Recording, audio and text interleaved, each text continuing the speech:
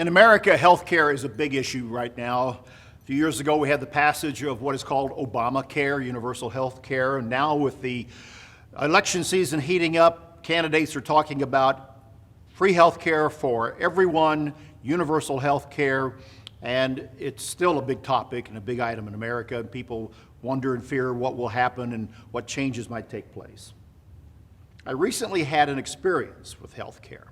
When one of my family members broke a hip, we had to go to the emergency room. We had to go through admitting. We had to go through the day of waiting and surgery and everything else.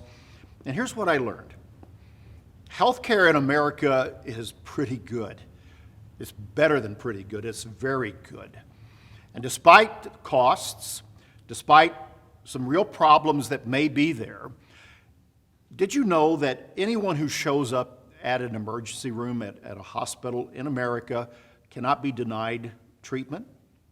Now, in the case of my family member, we have Medicare and social insurance in that way. But where we were, we received very good care and very good treatment. In fact, I was very pleased with the care of the nurses that were taking care of my mother-in-law. I have to take my hat off to those who feel a calling to healthcare, doctors, nurses, aides, and all who work there, to watch them work with people, the care, the compassion, the attention that they can give. There is certainly a gift that they have.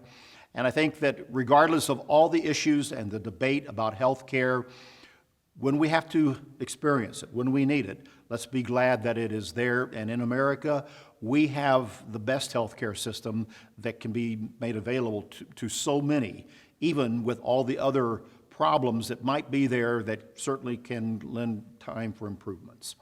I went back to Luke chapter 10, the parable of the Good Samaritan, after my hospital experience recently, and I read about that Good Samaritan who did stop with the injured person on the road and help them, and poured oil on their wounds, bound them up, took them to an inn, cared for them, left money for their future care, and then went on his way.